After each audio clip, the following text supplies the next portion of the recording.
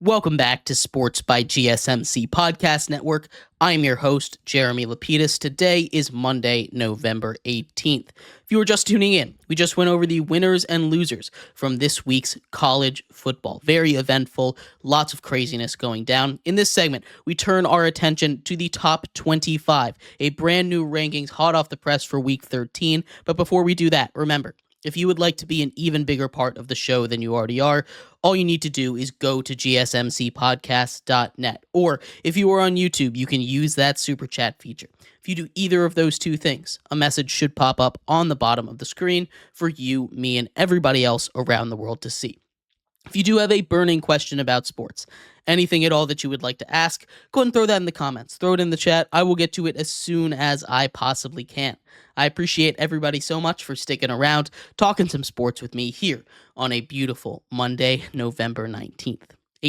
But like I was saying, we are going to get into our college football top 25, starting off with our group of 5 top 5. And this list looks the most different than it has in a while. We have movement from 2 all the way down to 5, with our previous 4 and 5 teams both losing this week. 3 and 5 teams both losing this week as Washington State falls. Louisiana, one of the top Sun Belt teams, also goes down in brutal fashion to South Alabama, all but eliminating the Sun Belt from the college football playoff. The way it stands now, at number 5, we have James Madison. James Madison, a team that has been at the top of these rankings, not quite in the top 5 for a while. They've taken 2 tough losses to Sun Belt teams when they're just not playing like themselves. But when they're on, this is a very talented team. We've seen them take down teams like North Carolina, putting up 70 points. When that offense is on, it's very, very tough to stop them. That offense is not always on, though, so they're here at number 5. At number 4, UNLV, a program that I personally really think is one of the best in the nation, almost in a top 25 spot for me, not quite there. UNLV is a team that I had ranked for a while. They take a loss to Boise State.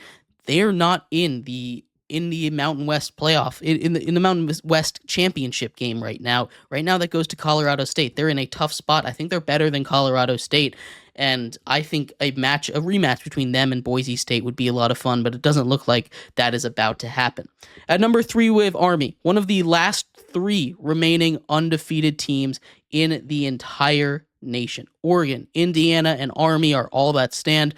Army takes a tough test to Notre Dame coming up soon. That is going to be their playoff game right there. If they get it, if they win that, they probably find a way in. If they lose, Notre Dame stays in. They're done at that point. Tulane at number 2. I talked a lot about Tulane earlier on in the show. I think they're arguably the best group of 5 school in the nation. They've taken 2 tough losses to 2 really good teams. Kansas State, who has been ranked for a while, and Oklahoma, who in the SEC is really failing, but outside the SEC had a really staunch defense. They played both of those close. And at number 1, Boise State. Ashton Genty, Maddox Madsen are leading this team. This is a team that I still think is the best in the group of 5, although their grip on that is starting to slip away with some tight results down the stretch here. But getting into our actual top 25. At number 25, we have LSU. I looked for every possible reason to get LSU out of my top 25. I'm not going to lie to you. I think there are only 22 teams this week that deserve to be ranked. But unfortunately, this is a top 25 list, so we have to keep it going. LSU would have slid into that honorable mention kind of spot because they're still a very good team with some quality wins. They beat an Ole Miss team that's playing maybe the best in the entire nation right now. That holds a lot of weight for me. LSU, a good football team. They're just really slipping right now, and they're at number 25. Another team that I did not want to keep ranked, but I did, is number 24, Kansas State.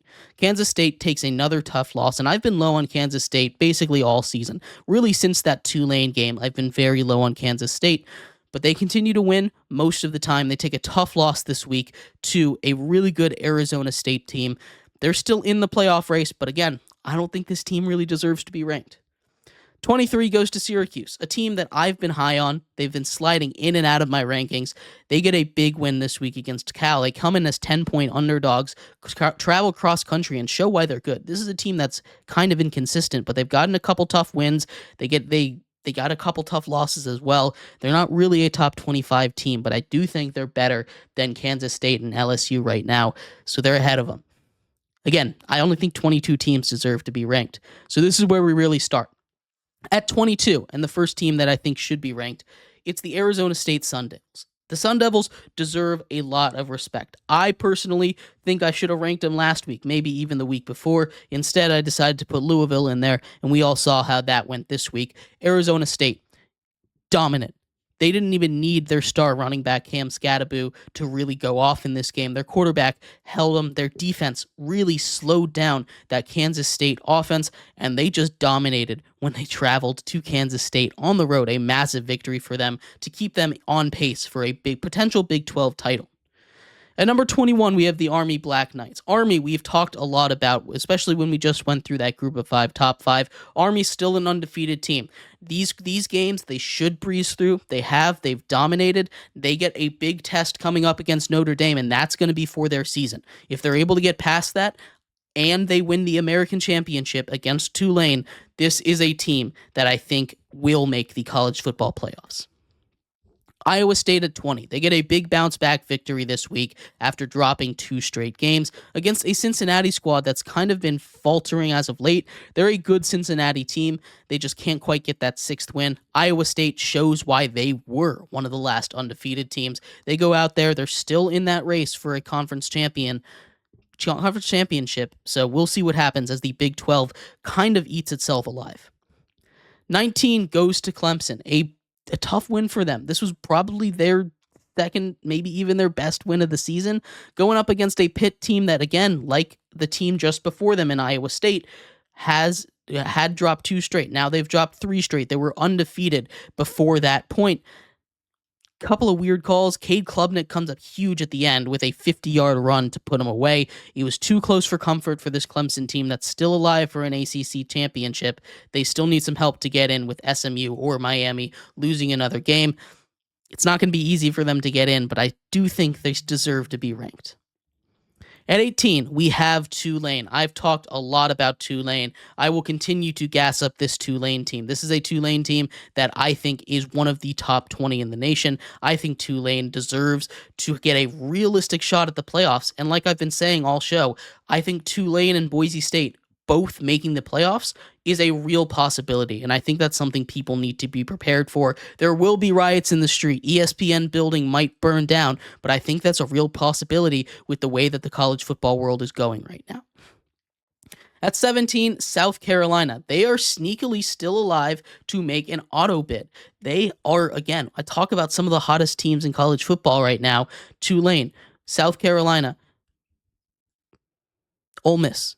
They're in that group. South Carolina has 3 losses, but they are playing spoiler, a great win against a Missouri team that was ranked. Again, not a team I thought should be ranked, but was ranked by the playoff committee. That should get them a huge boost. South Carolina getting a lot of respect, playing a great football down the stretch here. They're at number 17 for me. 16 goes to Texas A&M. They get a win against a team they're supposed to beat this week. We're getting to that point in the SEC schedule where they just schedule that random cupcake game. Had a couple of them happen this week. One of them was for Texas A&M. Texas A&M, a team that I still think needs to figure out that quarterback situation. Until then, I'm not fully bought in on them, but they're close. They've still got a shot in that SEC race. 15 is Boise State. They're a team that falls a spot. They almost lose 2 games in a row to Nevada, and then they almost lose to San Jose State. Doesn't matter. They get big wins. Ashton Jeanty continues to play amazing. Almost, you can say almost for a lot of these teams. Oregon almost lost this week. We're not penalizing them too much. Boise State's still the best group of 5 school, but it's making it close right now between them and Tulane. At 14, we have Tennessee. A tough loss this week in Georgia. I still think they're a good squad. They're on the outside looking in for me, and I'm curious to see how far they fall in the actual playoff list. We'll find out tomorrow. I was lower on Tennessee than a lot of other people. They've only fallen 4 spots for me. I know they were up at number 6 by the AP poll or by the college football playoff poll. I'm curious to see how far they fall. They're out of the playoffs for me, but they're right on that bubble. 13, we've got BYU. The BYU Cougars, a team for me that actually, and we'll see later, is not in the playoffs. They're a team that's kind of been skating by the skin of their teeth. They're kind of like Miami, except without that super high-powered offense. The Cougars lose to a 3-win team. It's not a good look. I love that Kansas squad, but it's a tough thing to explain. They've been kind of trending downwards for a while now, and BYU is a team that I was cautious about for a while. Still not fully bought in. They can still find a way in, but I'm a little cautious about them. 12, we have SMU, our second ACC team in the top 25 here. They're all the way up at 12. They were the first team out the second team out, I should say, based on the college football playoff rankings last week. Curious how they do this week. They skate by with a win. Wasn't the most convincing thing, but still, a win's a win. They remain undefeated in ACC play. It all comes down to the college football, to the ACC championship game for them. 11, we have Ole Miss. They were on a bye. I couldn't move them up too much. This is one that I expect people to have a little bit of an issue with, because I'm seeing people put Ole Miss as high as number 6 in the country. They've been playing better football than just about anybody. They're coming off a win against Georgia, Georgia coming off a win against Tennessee. Georgia's going to get a lot of love for this win, but I can't move Ole Miss up too much when they're idle this week. They are up 2 spots from last week. I'm going to need to see it one more time. That loss to LSU is really hurting them right now. This is a team that I want to believe in, and I want to believe in this team. I truly do. But their resume, the teams that they've lost to, I just can't quite put them in that top 10, and I can't put them in the top. I can't move them up that high, especially when they didn't play this week. 10 goes to Colorado. This is a team I'm really high on. Travis Hunter, Heisman candidate, most likely winner with the way that the odds are looking right now, as long as he doesn't do anything that'll completely tank his season. This is a really good Buffaloes team, especially defensively. They take care of one of the, again, a tough team that's trying to play spoiler for a bunch of them in Utah. I didn't like the quarterback switchback for Utah, but I guess it kind of worked. They kept it close with Colorado for a while before they ended up faltering down the stretch. This was the best offensive performance for the Buffs since 2016. A huge win for them. They're in my top 10. At number 9, we have Penn State, another team that I personally have been a little lower on than a lot of other people. I'm starting to come around on this team. When they win big, and that is huge. They just play good football against anyone that isn't named Ohio State. So I'm going to start to move them up as long as they keep winning football games. I can't keep punishing them for as long as I have. Number 8 is Alabama. Nothing really, we didn't learn anything this week, right? They played their cupcake game at the end of the season. We'll see what happens down the stretch here, but they played really good. Again, they're expected to, but we didn't learn too much about Alabama. 7 is Miami, another team that was idle this week, coming off of a loss. Miami is a team that, I want to believe in this Miami team. I think this is a good Miami squad. I think Cam Ward is one of the best quarterbacks, if not the best quarterback in the entire nation. So I want to believe in this Miami Hurricane squad, but that defense is going to continue to get him in trouble, especially when Cam Ward can't play Superman every single time. 6 is Notre Dame. Like I said, their season hinges on that Army game coming up soon. That is going to be that's going to be whether or not they make the playoffs. Right now, Notre Dame, I think, pretty solidly in. As long as they win out, they're going to make it. I think they control their own destiny, especially without a playoff game, without a conference championship game. They just need to win out, and then they get in. 5 is Georgia, another team that I expect people to be mad at me for putting this high, but they've beaten Texas, a really good team, and I know Texas has its fair share of haters. They shouldn't be that high, blah, blah, blah. Their one loss this season is to Alabama. They took care of Tennessee. This is a really good Georgia Bulldog squad, and none of the losses that they've taken have been really that bad, honestly. I love this Bulldogs team. They come together when they need to. They're at number 5. 4 is Indiana. Nothing changes there. They were idle. I'm not going to move them up past a Texas team that dominated again this week. I'm not going to move them past anybody that won at the top. Number 3, Texas. Dominant performance. Was a little scary there against Arkansas, but they get the job done. Texas, I know, is going to get some pushback for being number 3. You can talk about, they don't have those wins, but they beat Georgia. Yeah, that's kind of what it comes down to.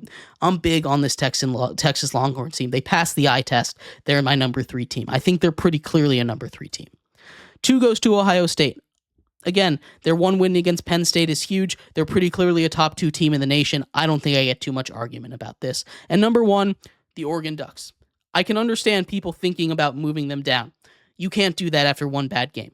All of these teams have had their bad games, their share of scary moments. The Oregon Ducks, they had theirs in Camp Randall, a tough place to play. I'm not worried about this team. Oregon is number 1. They're the best team in college football. They're still undefeated, and as long as they don't lose, they should keep that number 1 spot the rest of the season. But let me know what you think. I'd love to hear your thoughts on any of this. We're going to take a quick break. When we come back, we turn our attention to Monday Night Football, a massive matchup in the state of Texas as the Houston Texans travel to the Dallas Cowboys to take on a really limped and injured team as they get a little bit healthier. We'll talk about all that and more coming up next here on Sports by GSMC Podcast Network. Oh, excuse me. Totally forgot about this. Ignore all that. We need to get into what our college football playoffs look like real quick. I know I said we were going to do that right here. We've made a little graphic here to take a look at what the college football playoffs look like and where they stand as far as my rankings right now. Number 1 team in the nation, number 1 seed, the Oregon Ducks. Number 2, that goes, of course, to the SEC champion right now. That is Texas. Number 3 behind them, that goes to Miami. They're a little further down in the rankings, but they're still the 3rd highest ranked champion. 4, the 4th highest ranked champions, that's the Colorado Buffaloes at number 10. 5, we have Ohio State at number 2. 6, we have Indiana at number 4. 7 seed is Georgia. They're gonna host a playoff game. I know a lot of other rankings don't have them, but they're at number 7 there. Number 8, Alabama is the number 9 seed. They travel to South Bend here to face the. Excuse me. Yeah. No, they would travel to South Bend there to take on Alabama, who is the 8 seed. Who's the 8 seed? No, Notre Dame's the 8 seed. Alabama is the 9 seed. I apologize. Penn State's the 10 seed.